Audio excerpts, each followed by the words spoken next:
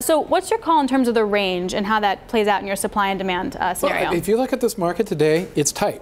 You're drawing inventories at a rate of 1 million barrels per day.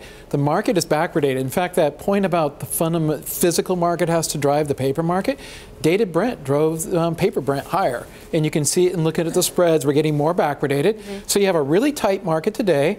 But as you look out, you have that pipe capacity coming out of the Permian going into 2020, and so the back end is staying anchored. This is an ideal environment for investors, at least for oil. And the carry alone right now is about 8%. But there are some questions, and it's coming out in the Howard Weil conference too in Louisiana, just the dynamic of when you have some technical concerns and considerations for how you drill in the Permian could actually prevent that huge supply that we're coming online. There's some issues with building the pipeline. Some are saying, I don't really want to build that pipeline anymore. How's that factor into your call? Well, if you think about the productivity gains, they came at three: well, field, like pad drilling, and then logistics. That's why the growth is coming out of Chevron and Exxon. And one of the, the Exxon analyst call 2 weeks ago, they raised their production profile 500,000 barrels per day to 1 million a year earlier. And so when you got the big oil going into the Permian, they're going to deal with logistics. And so it will get built.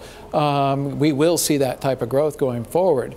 So we think about, not only do you have core OPEC, or you have Permian capacity coming on, you have core OPEC's got to exit the current cuts. So when you start to look to 2020 beyond, you put a lot of pressure. But if you think this market's kind of like the 1990s, we stayed backwardated in the 1990s. You always had a tight, prompt market, but you knew you had that weakness further. I mean, a great chart that just kind of reminds all of us that the impact that shale has had and how dramatic it's been. So what does this mean for pricing over, I don't know, what kind of visibility do you have? Well, at least, over the next couple of years where you have a comfort, you're really range bound.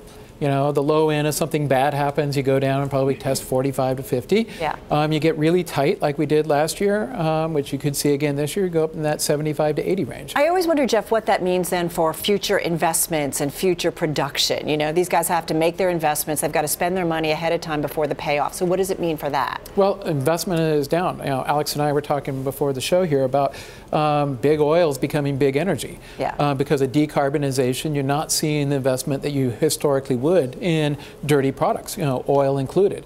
So as you look out further, let's say 5-6 years, you start to see a shortage due to the investment. But I like to be careful about calling those big structural bull markets. People were talking about it in 1995. It didn't happen until 2004. So then what's your prediction for the back half? When we have all the Permian coming online and the pipelines picking up, and then OPEC delayed that decision until June, what's your base case? Our base case is we go back to 60, go up to 70, and then come off. But does OPEC continue the cuts till 2020? Or this market will be balanced most likely by the end of April, early May. So they'll have to start talking about exit strategies, and they want to, because they want to keep that back end low. They want to have backwardation because it reduces the ability for E&Ps to hedge. Do you think about, in terms of the pricing for crude, what it means, the energy markets, the impact on the renewables market? Does it slow down if we stay at kind of lower prices? No, I think when we look at renewables, it's the power and gas market, and if anything at this point, it's a race to the bottom between gas and renewables in terms of the underlying costs. I mean, one of the big events is you look at JKM, the Japanese Korea marker for LNG. It's trading $4 an MMBTU right now. We have too much gas, too much renewables out there.